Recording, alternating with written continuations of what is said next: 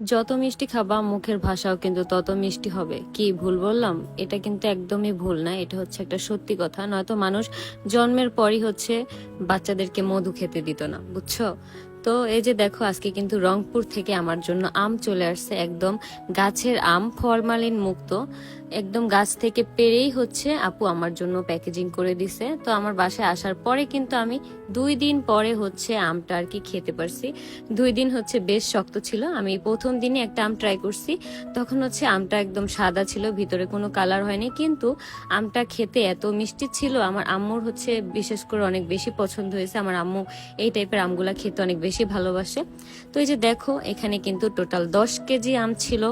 যেহেতু আম হচ্ছে পচনশীল দ্রব্য, তোমরা কিন্তু যখনই আম অর্ডার করবা অবশ্যই ফুল পেমেন্ট করে তারপর হচ্ছে অর্ডার করবা। কারণ এক্ষেত্রে দেখা যায় কি, যারা হচ্ছে আমটা নিতে চায় না পরে, তখন হচ্ছে আম পচে যায়, তখন তারও লস।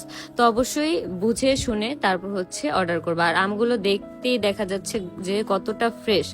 এই ফ্রেশ আমগুলি যদি তোমরা নিতে চাও, এখনই হচ্ছে ছোট্ট রাধুনী রুমা পেজ থেকে অর্ডার করে ফেলো। তোমরা চাইলে হচ্ছে ভিডিও কলে দেখে নিতে পারো যে আপু কিভাবে আম পাড়াইতেছে, কিভাবে সবকিছু আর কি প্যাকেজিং করতেছে। ভিডিও কলে থেকে তোমরা কিন্তু চাইলেই নিতে পারো, একদম হচ্ছে পুরোই বিশ্বস্ত। তো এই যে দেখো, আমার জন্য কিন্তু 10 কেজির মতো আম চলে আসছে। তো এগুলো হচ্ছে আমাদের বাসায় আমরা সবাই মিলে খাবো। আর আমাদের বাসায় আর কি আমাদের যে আত্মীয় স্বজন আছে, যেমন হচ্ছে আমার ফুপি আর আমার বাসার যে আন্টিগুলো আছে, মানে আলাদা আলাদা ফ্ল্যাটে যে থাকে, সবাইকেই দেওয়া হবে অল্প অল্প করে, যেমন আনছি ওই রকমই দেওয়া হবে। তো সবাই কিন্তু আম খেয়ে একটা প্রশংসা করছে যে আমগুলো এত ভালো ছিল, একদম ফরমালিন মুক্ত, যে একদম বোঝাই যায়। আমরা সবাই কিন্তু চাই যে একটা ফল খেতে যাতে ফরমালিন মুক্ত থাকে, আমাদের কোনো শরীরের কোনো ক্ষতি না করে।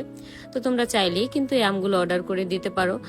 আর তোমাদের একটা কথা বলে দিই, এই হাড়ি ভাঙ্গা আম কিন্তু একটু শক্ত শক্তই খেতে হয়। আমি আজকে 2 দিন পরে যখন আর কি আমগুলো আমি কাটতেছিলাম, আমি মানে এই আমটা ধরে আমি বুঝতেছিলাম না যে আসলে কি পাকছে কিনা।